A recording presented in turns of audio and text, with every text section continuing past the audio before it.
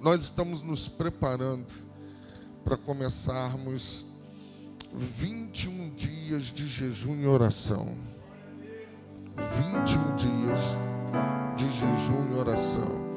Pastor, como é que foi isso, tal?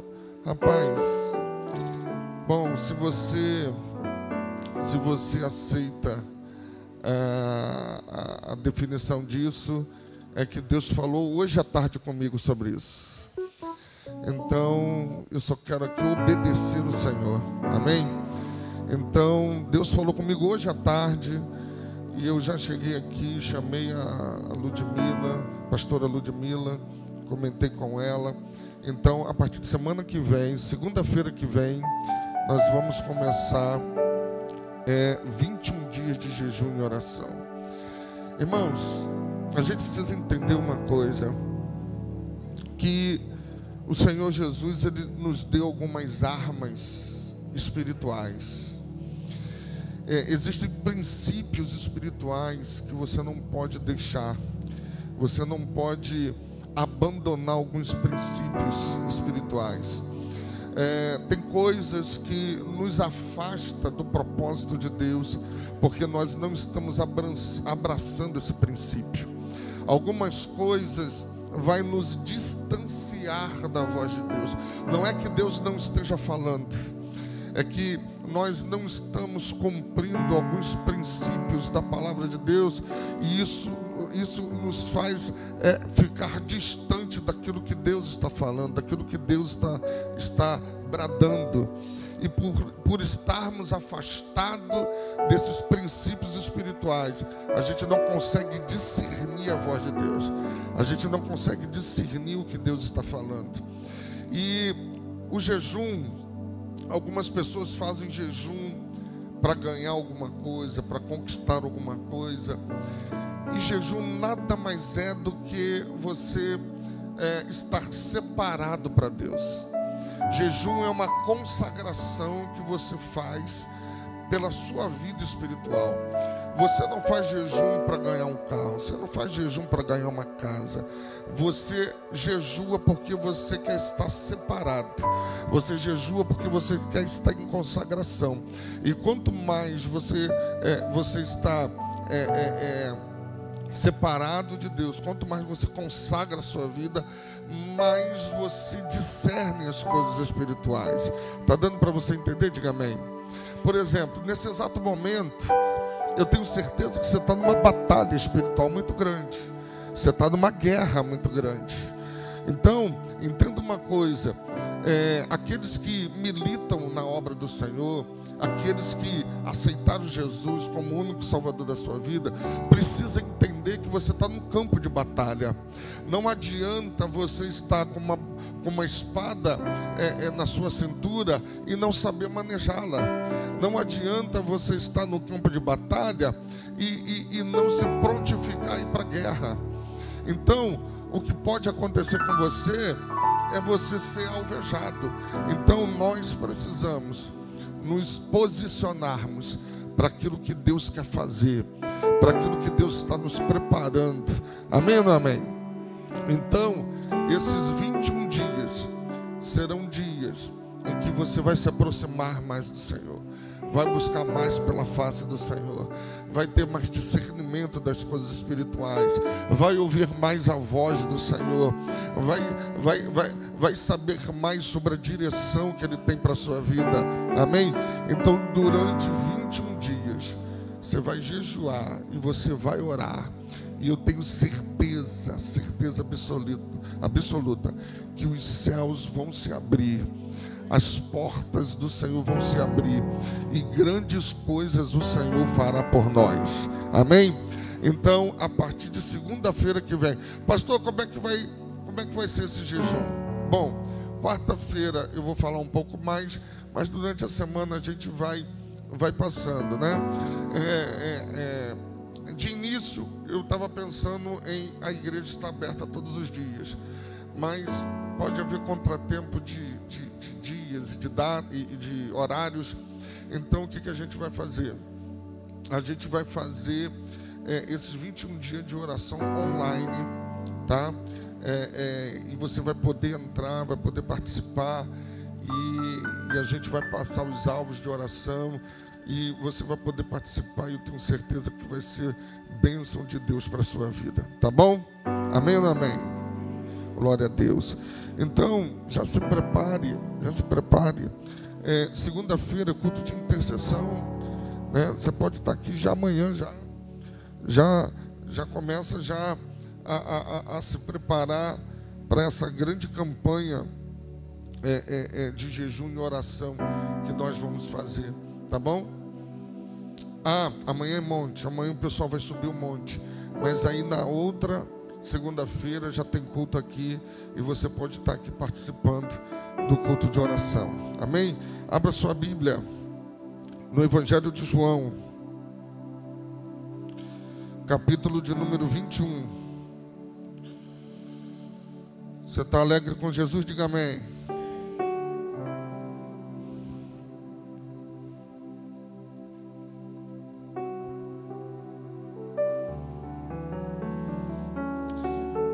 Evangelho de João, capítulo de número 21.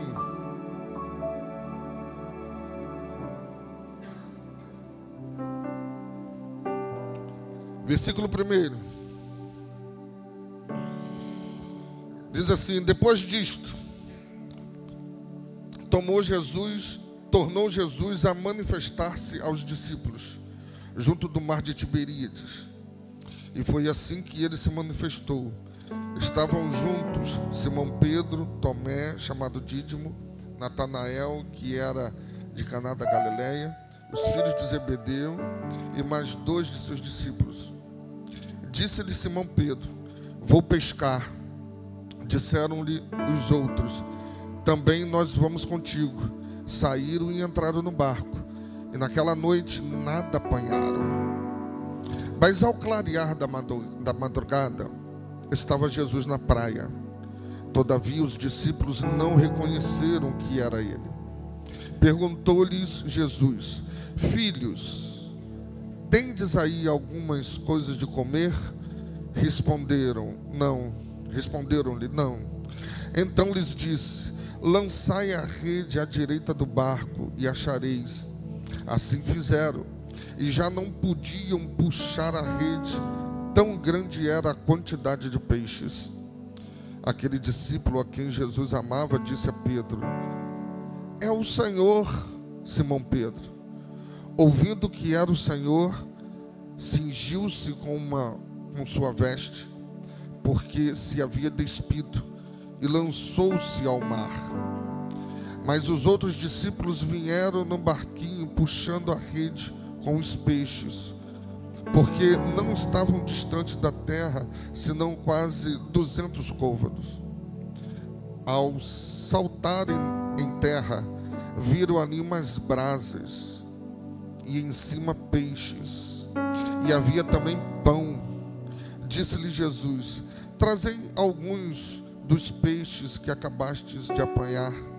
Simão Pedro entrou no barco e arrastou a rede para a terra, cheia de 153 grandes peixes, e não obstante serem tantos, a rede não se rompeu. Glória a Deus. Que texto tremendo, né? Que texto maravilhoso. Esse texto aqui fala do encontro que Jesus tem com os discípulos, mais precisamente do encontro de Jesus com Pedro, porque esse encontro aqui é depois da morte de Jesus. Aqui Jesus já havia morrido e já havia ressuscitado, e ele vai em busca de Pedro, porque Pedro negou ele 3 vezes. E a Bíblia diz, como você acabou de ler, que Pedro volta a pescar. Ele está numa pescaria, e de novo eles passam a madrugada pescando, eles passam a madrugada em alto mar, e eles não arrumam nada. Eles voltam com os barcos vazios. Mas o texto é tão tremendo que nos dá detalhes de como Jesus estava na praia. na beira da praia. A Bíblia diz que Jesus estava na praia e estava assando uns peixes e também tinha pão.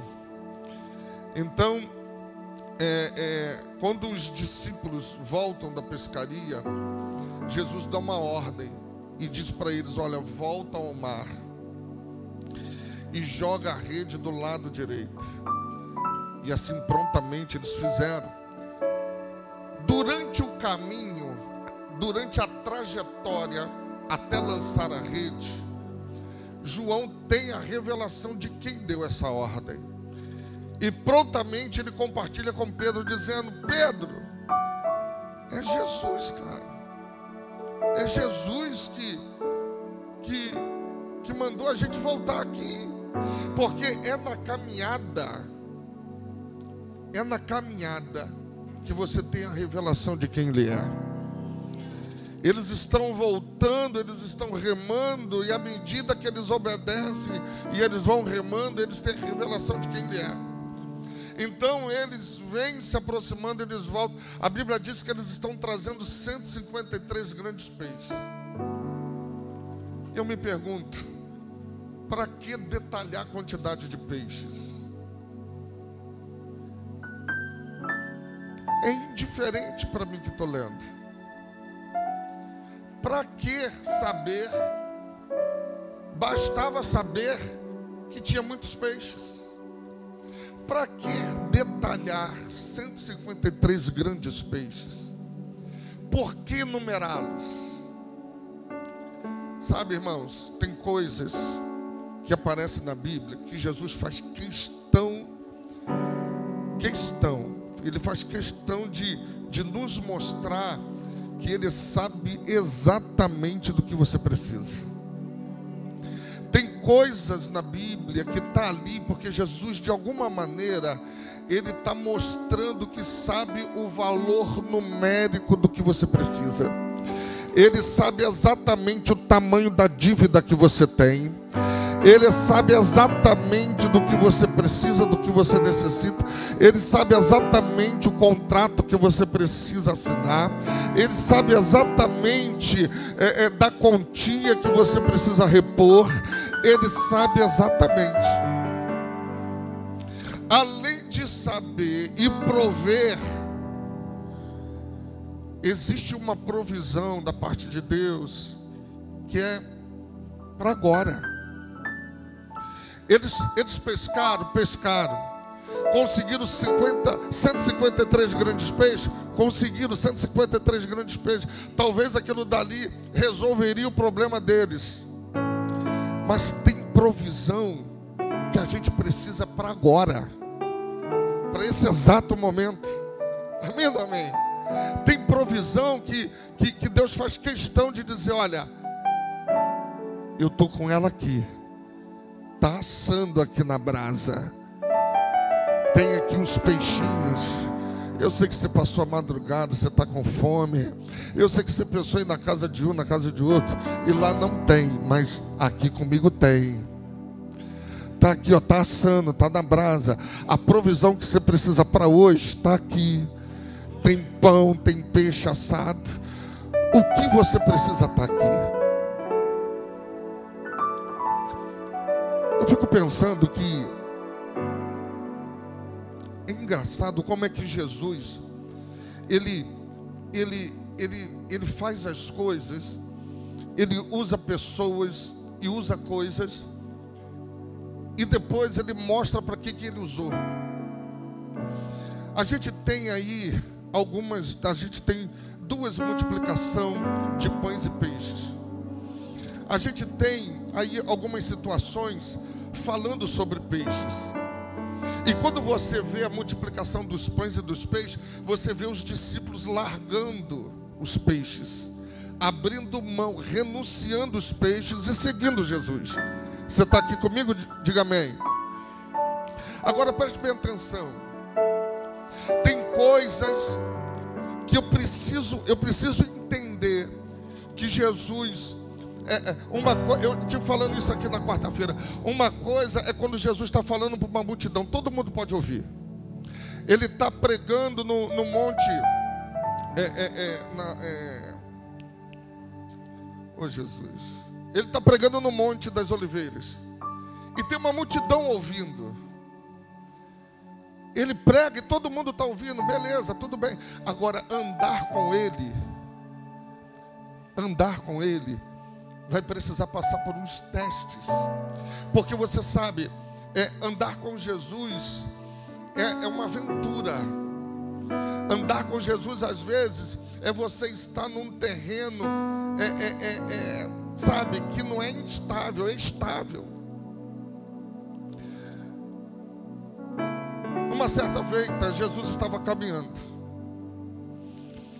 e um camarada parou do lado dele e disse: mestre, aonde o Senhor for, eu estarei contigo. Estou fechado contigo. Aonde o Senhor for, eu vou. Jesus virou para aquele homem e disse: olha, as raposas têm as suas tocas, os seus covis. As aves têm os seus ninhos, mas o filho do homem não tem onde reclinar a cabeça. É uma situação estável. A Bíblia diz que esse homem ficou quieto. Um outro homem se aproximou de Jesus e disse: mestre, eu vou te seguir, mas deixa primeiro enterrar os meus pais. Ele disse: olha, deixe os mortos enterrarem os seus mortos e siga-me. O homem também ficou quieto. O outro disse: mestre, deixa eu só me despedir da minha família. E Jesus disse: olha, aquele que coloca a mão no arado e olha para trás não é apto para entrar no reino de Deus. E também ficou em silêncio. Agora, quando você olha para esses homens que estão seguindo Jesus, eles renunciaram a alguma coisa. Quando você olha para a Bíblia no Antigo Testamento, esses homens largaram bois, largaram as coisas e seguiram. Você está aqui? Diga amém. A gente está falando de homens aqui que são pescadores. Esses homens vivem da pesca, mas eles renunciam tudo. Mesmo acreditando que estão vivendo, que podem estar vivendo numa vida meio que instável. Por quê? Porque eles acreditam, confiam naquele que chamou ele. Você está aqui, diga glória a Deus. Irmãos, ninguém aqui: ah, pastor, eu tenho um bom dinheiro guardado no banco. Filho, não é motivo de segurança nenhuma. Todos nós vivemos uma vida estável. E qual é a nossa segurança? É o Senhor. Ele é a nossa segurança. Então, sabe, eu fico vendo que esses homens, eles renunciam, e o que eles renunciam, Jesus mostra que tem abundância. Esses discípulos, mais lá na frente, eles vão renunciar a um barco cheio de peixe. Na multiplicação dos pães e dos peixes, sobraram o cesto cheio. Agora, 153 grandes peixes. É Jesus dizendo assim: ó, abre mão, renuncia, porque tudo que você precisa, eu tenho para te dar. Tudo que você precisa, eu tenho para te dar. Não adianta ficar buscando segurança na política, buscando segurança nos bancos, buscando segurança. Meu irmão, tudo que você puder fazer, você pode até fazer, mas segurança só no Senhor. A Ele a honra, a glória, o poder e a majestade para todos sempre. Amém. Amém? Então, se Deus tocou no seu coração de dar uma oferta, está aqui, olha, elas estão com os envelopes. Pastor, eu quero dar uma oferta, eu quero abençoar a igreja. Está aqui o CNPJ da igreja. Só você colocar aqui no aplicativo do seu banco. Já deixa salvo no aplicativo. Você que vai entregar o seu dízimo, você que vai entregar a sua fidelidade ao Senhor. Então, já coloca aqui em nome de Jesus. E viva experiências com Deus acerca dessa área. Eu tenho certeza que Deus tem coisas profundas e tremendas para fazer na sua vida. Eles abriram mão dos peixes, mas sempre tiveram peixe em abundância com Jesus. Amém? E detalhe, eles não precisaram ir para o mar pescar. O peixe veio na mão deles. Amém? Glória a Deus. Então quero orar pela sua vida em nome de Jesus. Quero profetizar a bênção de Deus sobre a sua vida. Pai, em nome do Senhor Jesus Cristo, muito obrigado pela tua provisão. Muito obrigado, meu Deus, pela tua fidelidade. O que seria de nós sem a tua fidelidade, meu Pai? Meu Deus, uns confiam em carros, outros em cavalos, mas nós fazemos menção do Senhor. Meu Pai, nós confiamos no Senhor. Meu Pai, nós confiamos, meu Pai, na tua graça. Nós confiamos no teu poder, na tua provisão, em nome do Senhor Jesus Cristo. Amém. E graças a Deus. Você que quiser vir aqui, traga aqui na frente. Quero receber das suas mãos. Amém.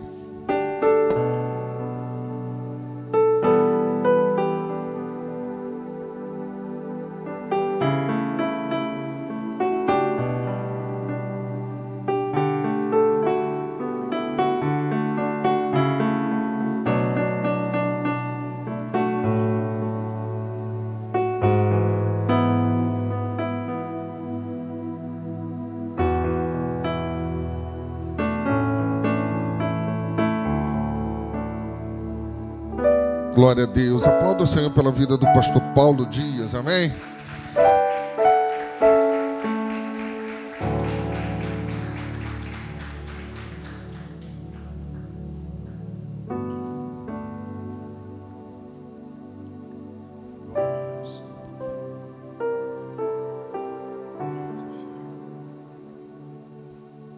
Glória a Deus. Queridos, a paz do Senhor. Paz do Senhor, irmãos. Quantos estão felizes, digam graças a Deus. Deus seja louvado por essa oportunidade que Ele nos dá de nós estarmos em sua casa, em sua presença, para junto nós adorarmos, bendizermos, honrarmos e também louvarmos o seu nome. Aos irmãos que trouxeram a Bíblia, por favor, localize aí, acredito que já esteja até aberto, né? João, o pastor leu o 21, né? Eu vou ler o 20. Está pertinho aí um do outro. Deus nos abençoe nesta noite, com sua bênção, com sua graça, com sua misericórdia. João, capítulo 20, nós vamos ler texto da palavra do Senhor, a partir do verso 19. Deus abençoe vocês nessa noite. Pastor Eduardo, obrigado, né, pelo convite mais uma vez. Estou aqui com vocês.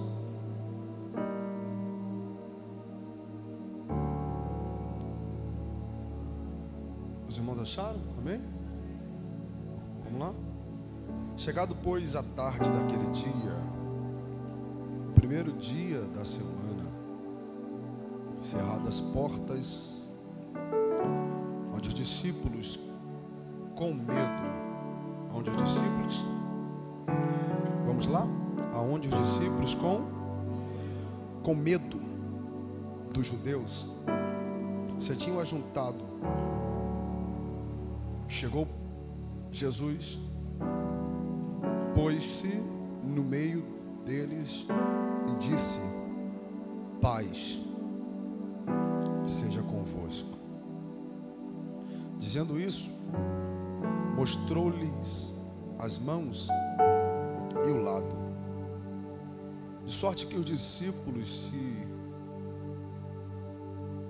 alegraram, vendo o Senhor. Disse-lhes, pois, Jesus outra vez: paz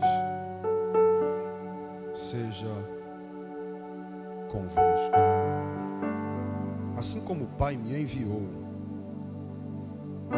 também eu envio a vós. E havendo dito isso, assoprou sobre eles e disse-lhes: recebei o Espírito Santo. Diga amém. Glória a Deus. Queridos, esse texto que nós lemos, ele é a continuação do capítulo 20, a partir do verso 1, sobre a ressurreição de Jesus.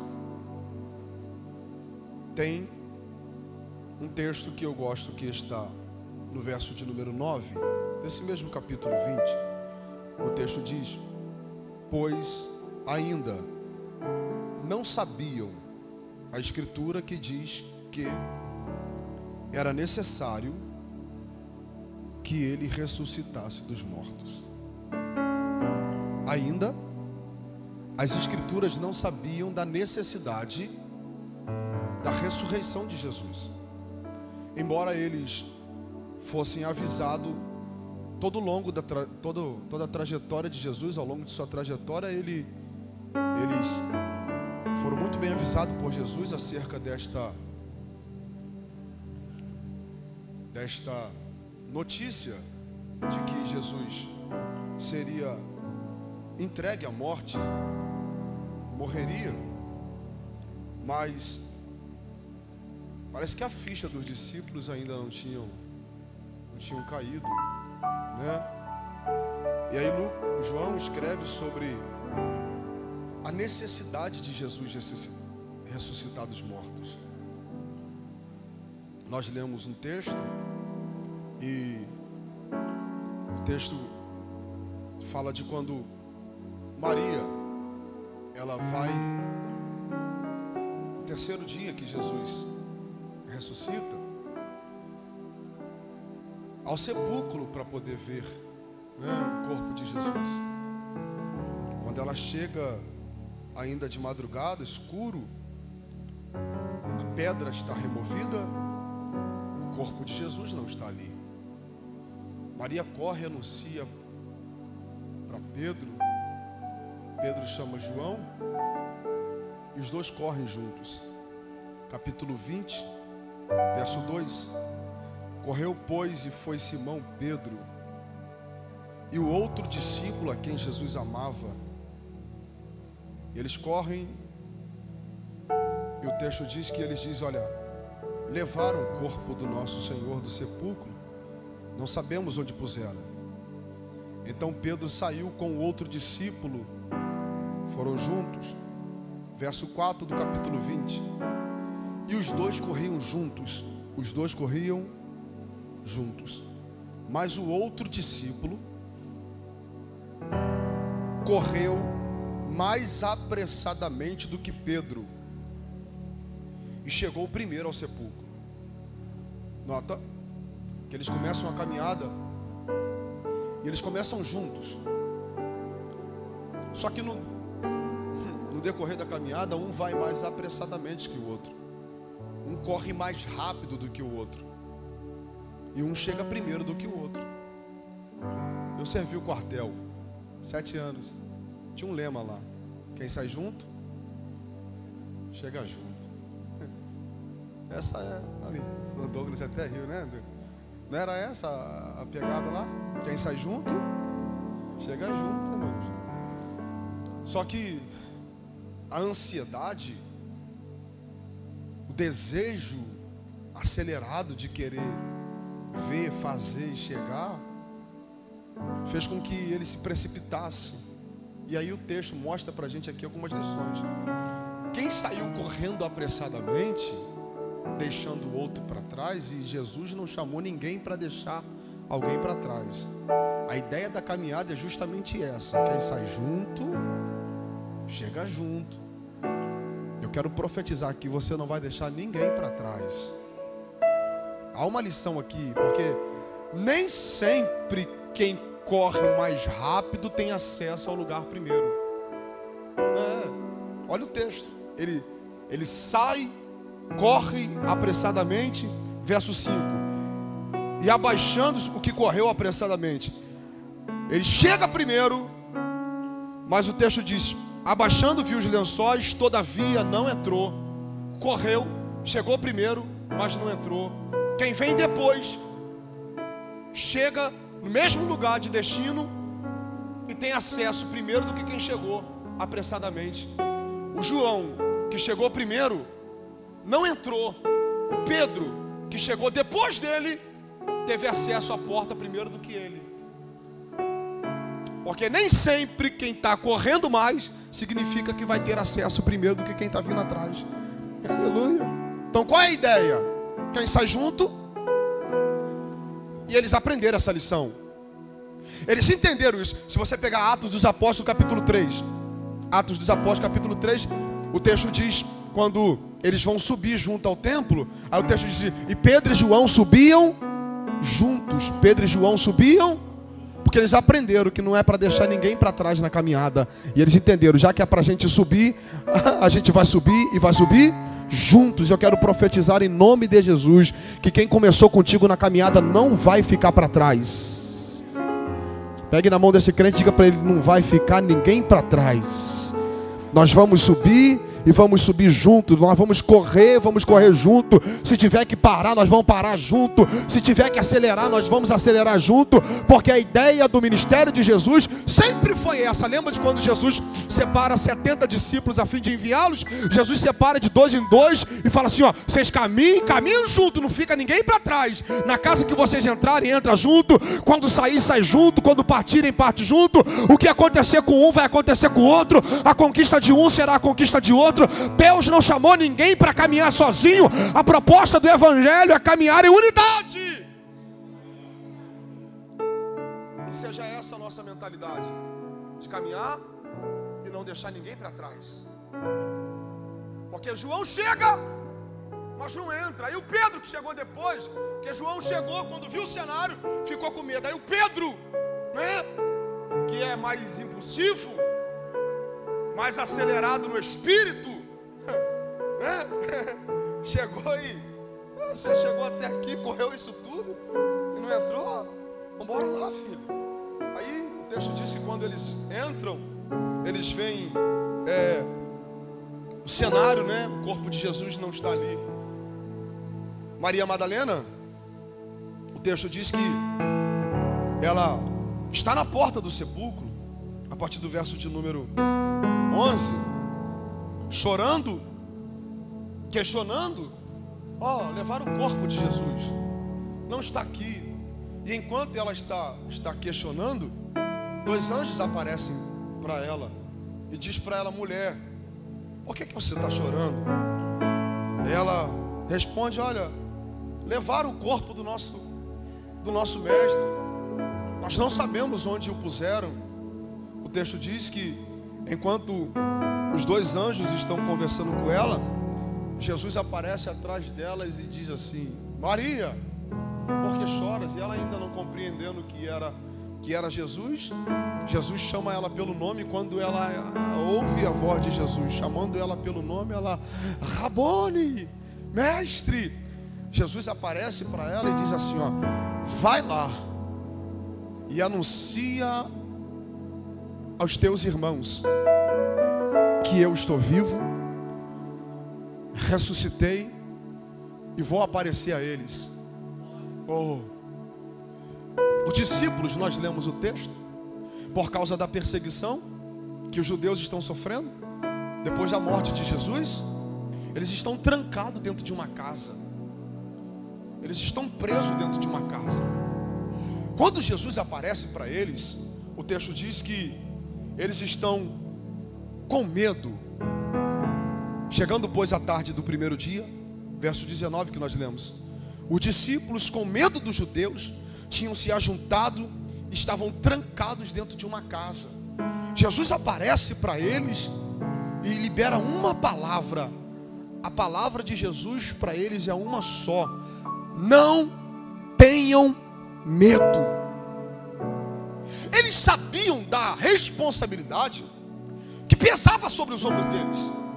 Os discípulos já haviam feito coisas extraordinárias no nome de Jesus. Eu falei sobre a missão dos 70, quando eles são designados por Jesus para pregarem o Evangelho. Quando eles voltam, eles trazem um relatório. E o relatório que eles trazem para Jesus é esse aqui: Senhor, nós fomos lá e fizemos tudo que o Senhor mandou. Só que Jesus ainda estava do lado deles. Mandou eles para uma missão. Eles vão cumprir a missão que Jesus ordena que eles cumprissem. Quando eles voltam da missão, eles vão trazer um relatório para Jesus. Eles dizem assim: Senhor, nós estamos impactados. Jesus fala: conta aí, por que vocês estão impactados? Olha, nós pregamos a palavra do Senhor, e no teu nome até os demônios se sujeitaram a nós.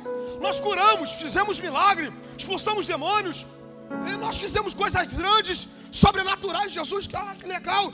Isso tudo é muito bom. Só que vocês não têm que se alegrar, porque vocês curaram os enfermos, porque vocês expulsaram o demônio, porque os demônios se sujeitam a vocês. A alegria de vocês tem que haver só em uma coisa: que o nome de vocês está escrito no livro da vida.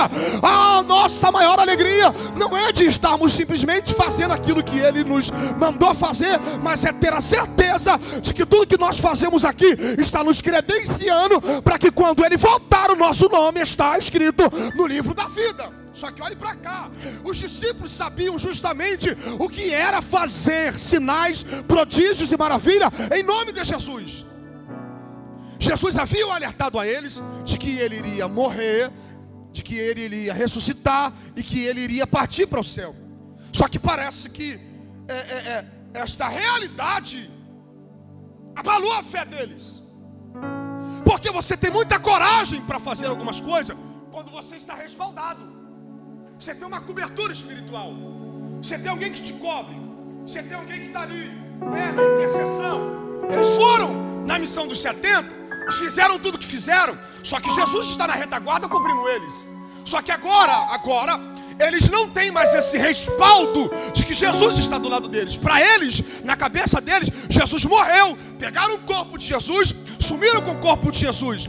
Tanto é que Pedro e João vão, não veem o corpo de Jesus. Jesus aparece primeiro para uma mulher, que é para Maria. E aí o que eles fazem? Nosso mestre não está com a gente mais. Isso gera um temor, isso gera um medo. Eles têm uma missão, eles têm uma responsabilidade, eles têm uma caminhada a ser seguida. Só que tudo isso foi bloqueado, tudo isso foi paralisado, porque a referência que eles tinham, que amparavam eles na missão que eles faziam, já não está mais do lado dele. Porque é muito bom você fazer alguma coisa assegurado, quando alguém te blinda, quando alguém te guarda. E quando você não tem mais essa blindagem, que é só você e mais ninguém, é só você, a coragem, a fé e o chamado. E eles têm o chamado, eles têm a vocação, eles têm uma missão. Só que parece que na mente deles, eles perderam o amparo, o respaldo, aqueles que guardava, blindava e estava ali, de intercessão por eles. E eles não têm mais isso. E o que se faz quando não se tem o amparo? O que se faz quando não se tem essa blindagem?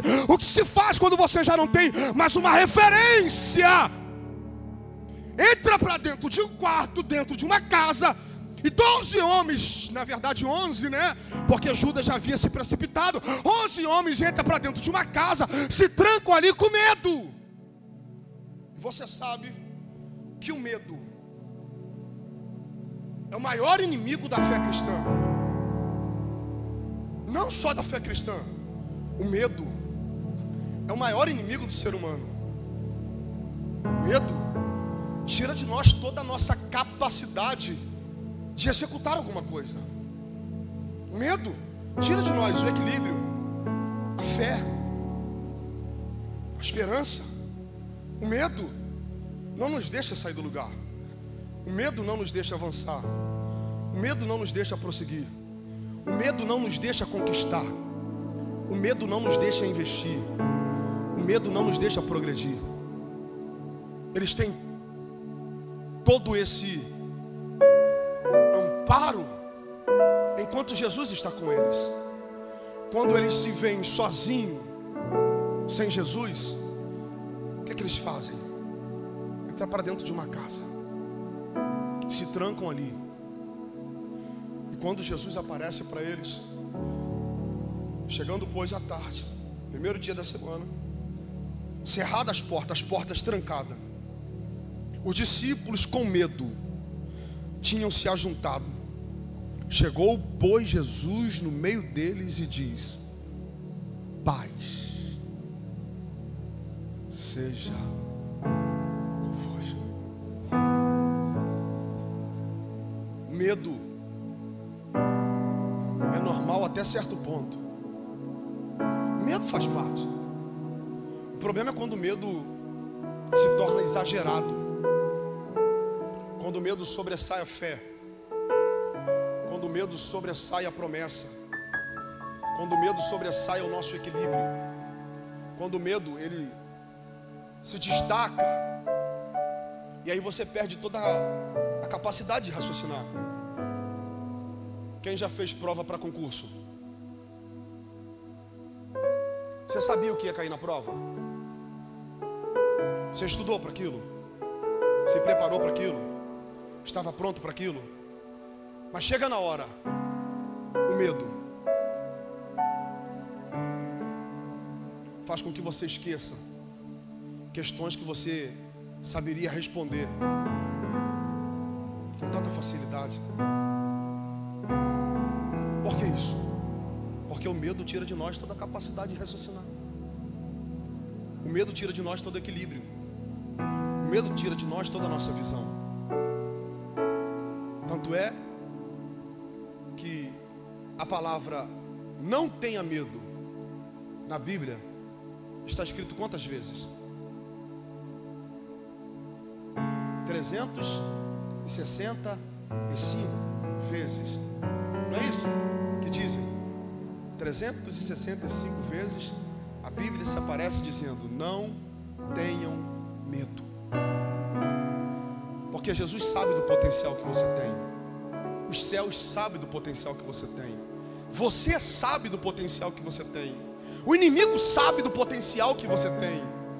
O inferno sabe do talento, da chamada, das promessas, do potencial que há dentro de você. Mas Satanás, sabendo de tudo isso, a primeira ferramenta que ele usa para roubar de você a capacidade de avançar e colocar medo em você. Mas Jesus aparece para os discípulos e diz para eles: não tenham medo, paz seja com vocês. Eu tenho uma palavra de Deus nesta noite para liberar, e a palavra está escrita, eu tenho como colocar ali, Sirlene, 2 Timóteo 1:17. 1:17. Olha o que a Bíblia diz. Porque quando Jesus aparece para eles, Jesus libera duas palavras, e é a mesma palavra. Ele libera a primeira palavra: paz seja convosco. Conversando com eles, Jesus olha para cá: eu ressuscitei, estou vivo. Amostra a mão, amostra o lado, a mão ferida, o lado ferido. E Jesus libera outra palavra: vocês estão vendo? Eu estou aqui, ressuscitei, estou com vocês, não tenham medo, paz seja com vocês. Depois eu vou voltar para essa questão da paz seja convosco.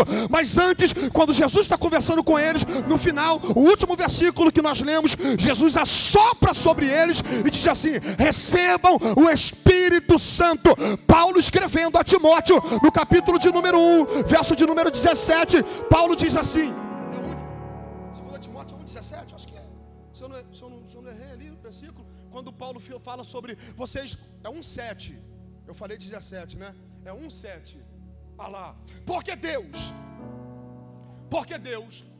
não nos deu um espírito de temor, medo, mas de fortaleza, de amor e moderação, equilíbrio. Deus não nos deu um espírito de medo. Deus não nos deu um espírito de medo. Quando Jesus assopra sobre eles, Jesus está arrancando aquele espírito, porque o medo parece que é um espírito. O medo é um espírito. O que Deus está dizendo é o seguinte: vocês não têm um espírito de medo dentro de vocês. O espírito que tem dentro de vocês é um espírito de fortaleza, de equilíbrio e de moderação. Porque tudo que Satanás queria era tirar deles o equilíbrio, a moderação, a fé, a esperança e o amor. E ao fim, na palavra de Deus, liberar sobre esta palavra uma profecia para quem está aqui nesta noite. Deus vai arrancar de você todo esse medo. Você já era para estar vivendo algo sobrenatural da parte de Deus, mas o medo de viver, o medo de investir, o medo de acreditar, o medo de avançar, tem feito com que as coisas parassem na tua vida. Mas receba esta palavra de Deus nessa noite. Deus não te deu um espírito de medo, Deus te deu um espírito de ousadia, Deus te deu um espírito de equilíbrio, Deus te deu um espírito de força e moderação. Que todo esse medo bata em retirada hoje em nome de Jesus. O medo, irmãos, gera tantos transtornos, tantos. Tanto é que ele fala de equilíbrio, que é a palavra moderação. Em outras versões está equilíbrio, porque uma pessoa desequilibrada é um problema sério. Uma das vertentes da palavra ali de equilíbrio é o domínio próprio, gente, que é um dos frutos do Espírito, que está vinculado a esse soprar de Jesus, para eles receberem o Espírito, que é domínio próprio. Porque quem consegue se vencer, vence qualquer coisa. Eu vou de novo. Quem consegue se vencer, vence qualquer coisa. Nosso maior inimigo não são os externos, nossos maiores inimigos são os internos, que está aqui dentro da gente e habita aqui. Quem é forte aqui não perde para ninguém em lugar nenhum. O que Deus está dizendo para alguém nessa noite é essa: eu vou te dar equilíbrio, moderação, domínio próprio. Você vai lidar com as questões da vida, os embates da vida, as questões mais delicadas da vida, com sabedoria, inteligência, graça e moderação. Levanta a tua mão para receber esta palavra. Deus te trouxe aqui nessa noite para te dizer: se você conseguir vencer os seus medos, vencer as suas emoções, vencer os seus traumas, vencer as suas frustrações, não tem nada nem ninguém que vai te parar. Deus te trouxe aqui para te dizer: o Espírito que habita dentro de você não é um espírito de medo ou de covardia. O Espírito que habita dentro de você é um espírito de fortaleza, é um espírito de ousadia, é um espírito que vai te fazer chegar além das suas expectativas. Por que isso, gente? Porque o medo paralisou, o medo frustrou a fé dos discípulos.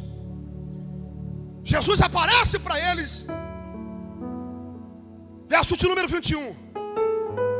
Disse-lhe, pois, outra vez, liberou uma vez, liberou outra vez: paz seja convosco.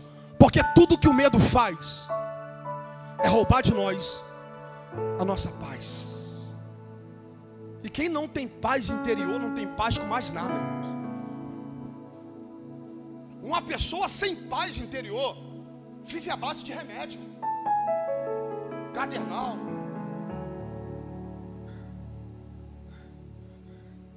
Diazepam, Clonazepam, Lexotan, mais o que?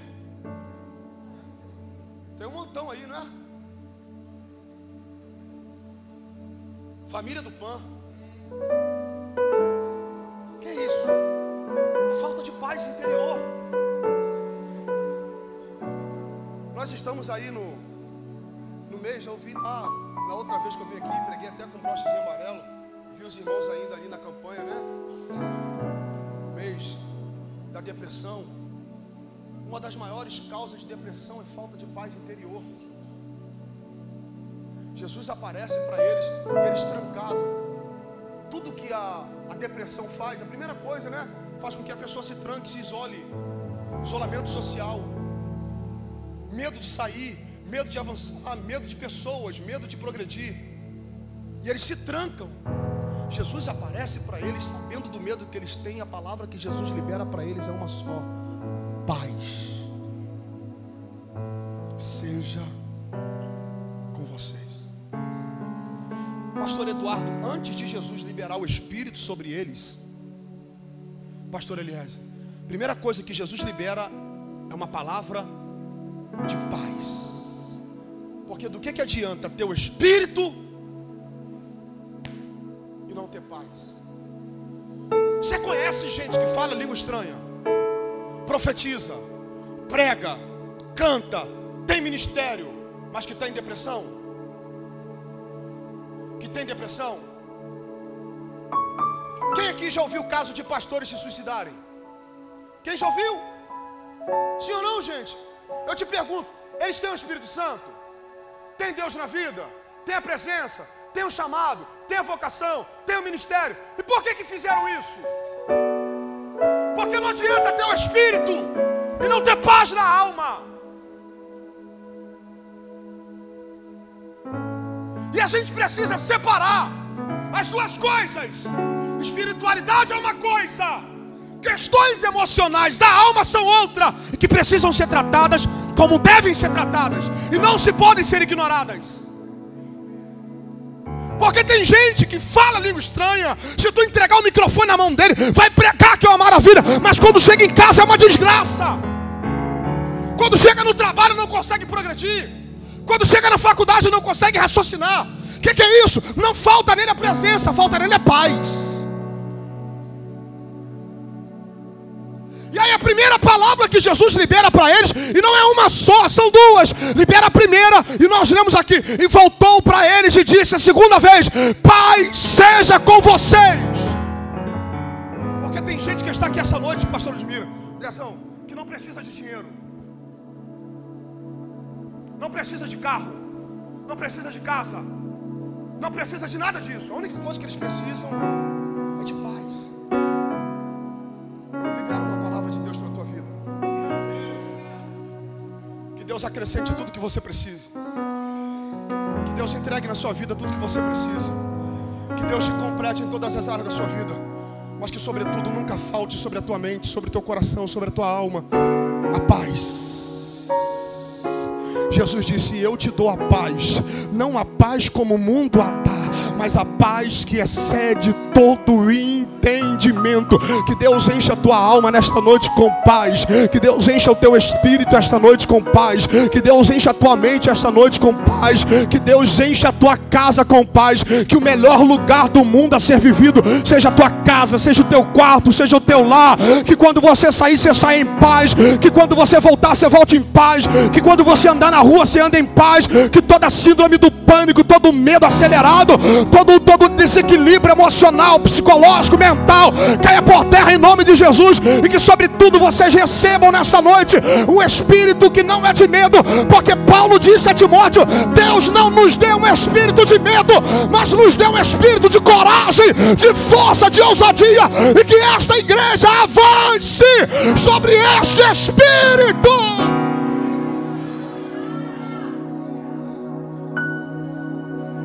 O Espírito de Deus. Disse-lhe, pois, Jesus outra vez: paz seja convosco. Assim como o Pai me enviou, eu também envio a vós. Vocês não foram chamados para ficar parado, trancado dentro dessa casa. Deus chamou vocês para avançarem. E assim como Deus me enviou, e Jesus teve sucesso em tudo que teve, Ele está dizendo: assim como o Pai foi comigo, eu também vos envio a vós. E parece que vem sobre a minha mente o que Deus disse para Josué: assim como fui com Moisés, serei contigo. Jesus está dizendo: assim como Deus me enviou, eu também envio a vocês. Olhe para cá, o que Jesus está dizendo é o seguinte: do mesmo jeito que Deus foi comigo, vai ser com vocês. Do mesmo jeito que Deus me usou, vai usar vocês. Da mesma sorte que o Espírito esteve sobre a minha vida, também estará sobre a vida de vocês. Aí o texto diz: e assoprou sobre eles o Espírito Santo. Primeiro Deus traz paz, depois envia debaixo da unção, da revelação e da capacitação do Espírito Santo. Levante as tuas mãos, porque para esse tempo que Deus tem preparado para a tua vida, não faltará respaldo, não faltará equilíbrio, não faltará maturidade, não faltará graça, não faltará unção, não faltará paz interior. Tu vai fazer tudo aquilo que Deus te chamou para você fazer, e vai fazer na capacitação do Espírito Santo de Deus. Quem recebe esta palavra, celebra Ele esta noite. noite, em nome de Jesus. Receba o Espírito Santo de Deus sobre a vida de vocês essa noite. Deus não nos deu um espírito de medo, mas de ousadia. Aleluia. Lucas, escrevendo sobre esta mesma passagem, no capítulo 24, os últimos versículos, versículo 49, ele diz assim: sobre vós envio a promessa do meu Pai. Ficai em Jerusalém. Ficai aonde? Aonde é que eles estão com medo? Aonde Jesus manda eles ficar? Porque no lugar que te trouxe mais medo será o lugar que Deus mais vai honrar a tua fé. O lugar que mais te paralisou vai ser o lugar que mais vai fazer você avançar. Deus não vai mudar a tua geografia para mostrar que Ele é Deus na tua vida. Vai ser nessa geografia de dor, nessa geografia de lágrima, nessa geografia de perda, nessa geografia de medo, de angústia, de traumas e frustrações, que Deus está te dizendo: eu não vou te tirar do Rio de Janeiro, de Belford Roxo, para te levar para um outro lugar, para te exaltar. Não, vai ser aqui mesmo, no lugar que eu te plantei, no lugar que eu te chamei, que você vai avançar, que você vai progredir, que você vai conquistar, que você vai romper. Eu vos envio. Enviar não é ficar parado, enviar é avançar, enviar é progredir. Deus está dizendo: eu não te chamei para ficar prostrado, eu te chamei para o avanço, eu te chamei para progredir, eu te chamei para crescer, eu te chamei para romper, eu te chamei para desfrutar de tudo aquilo que eu te prometi. Avance debaixo de uma promessa. Eis que sobre vós envio a promessa de meu Pai. Ficai em Jerusalém, porque no lugar do medo vai ser no maior derramamento do meu Espírito Santo. Aonde você sentiu mais dor, mais trauma, mais frustração, será o lugar que Deus mais vai marcar a tua vida. E alguém vai dizer: meu Deus, como é que pode? Era ferida, era machucada. Olhe para cá. Quando Jesus aparece para os discípulos, o que ele faz? Amostra a mão e amostra os lados. O que é que tem na mão dele? Uma marca. O que tem do lado dele? Eu te pergunto, você me responde: está doendo? Não dói mais, porque ele já ressuscitou. Tem a marca, mas não tem mais as dores. A marca é só para mostrar: um dia doeu, hoje não dói mais. Tem o hino da Bruna Carla, que eu ouvi muito no momento de dor da minha esposa. Da dor só me restou as cicatrizes, e hoje eu tenho mais de 1000 motivos para adorar a Deus. É isso que Deus vai fazer. Vai ficar marcas, porque marcas são inevitáveis. Agora você vai olhar para todas as marcas, e a marca será testemunho de tudo aquilo que Deus fez na tua vida. Levante as tuas mãos. Alguém vai olhar para a tua vida e vai dizer: está marcada pela vida, está marcada pela dor, mas naquela marca, cada marca tem uma conquista, cada marca tem uma honra, cada marca tem um testemunho, cada marca tem uma caminhada, cada marca tem uma trajetória, cada marca tem um lugar, cada marca tem um sentido, cada marca, você será marcado, e a marca será testemunho de tudo aquilo que Deus fez na tua vida. A marca será testemunho de que um dia Deus te arrancou de um quarto escuro e te levou para lugares altos. A marca será testemunho de que você venceu o medo, venceu a si mesmo, venceu as perdas, venceu as frustrações e conseguiu romper debaixo da promessa do Espírito Santo de Deus. Te prepare para viver os melhores dias da sua vida debaixo da graça e da revelação de Deus para a sua vida.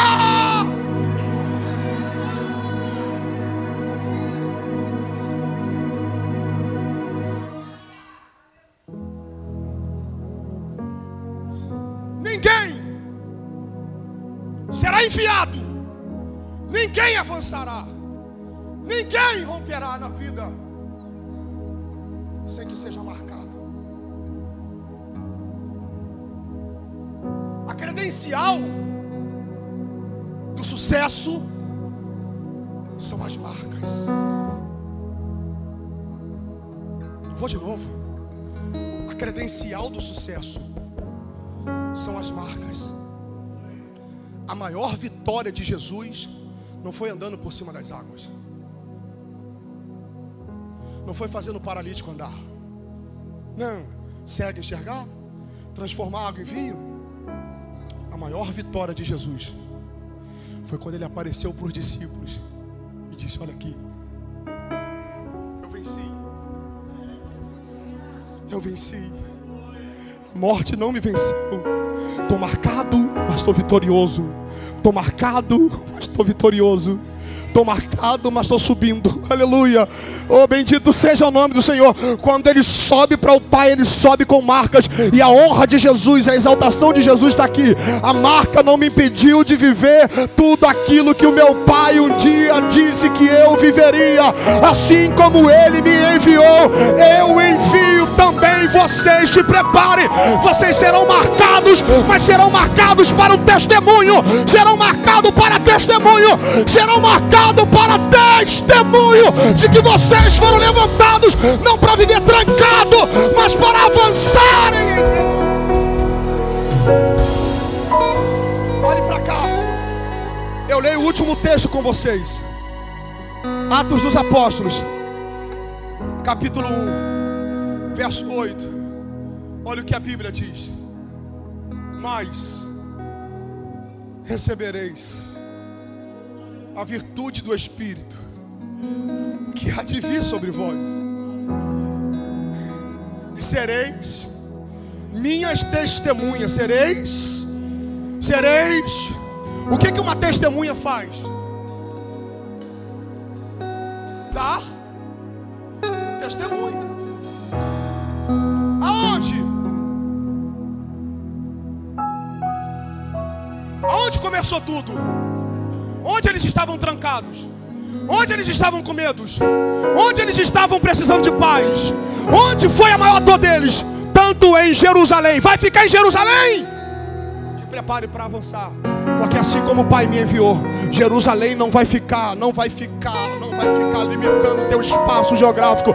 Deus te trouxe aqui nessa noite para te dizer: tudo começa no lugar da dor, mas o lugar da dor não vai prender o teu ministério, não vai prender a tua casa, não vai prender a tua chamada, não vai prender esta igreja. Te prepare para um tempo de avanço. Começa aqui, é no lugar da humilhação, onde zombaram, onde criticaram, onde não acreditaram, onde cuspiram, onde desdenharam. Deus está dizendo: em Jerusalém. Vai começar em Jerusalém, mas te prepare, porque assim como o Pai me enviou, eu envio também a vós, tanto em Jerusalém como em Samaria, Judeia, e te prepare para os confins da terra. Não há limite para quem vence o medo. Não há limite para quem vence o medo. Não há limites para quem vence o medo. Recebam o poder de Deus. Recebam o Espírito Santo. Recebam a presença de Deus nessa noite. Nada nem ninguém vai impedir, bloquear, paralisar o que Deus tem preparado para você, para a tua casa e para a tua família. Quantos recebem esta palavra, levante a mão mais alto que você puder e aplauda bem forte ao nome do Senhor. Deus não nos deu um espírito de medo, mas de ousadia. Caminhe em ousadia, caminhe em equilíbrio, caminhe em moderação, em nome de Jesus.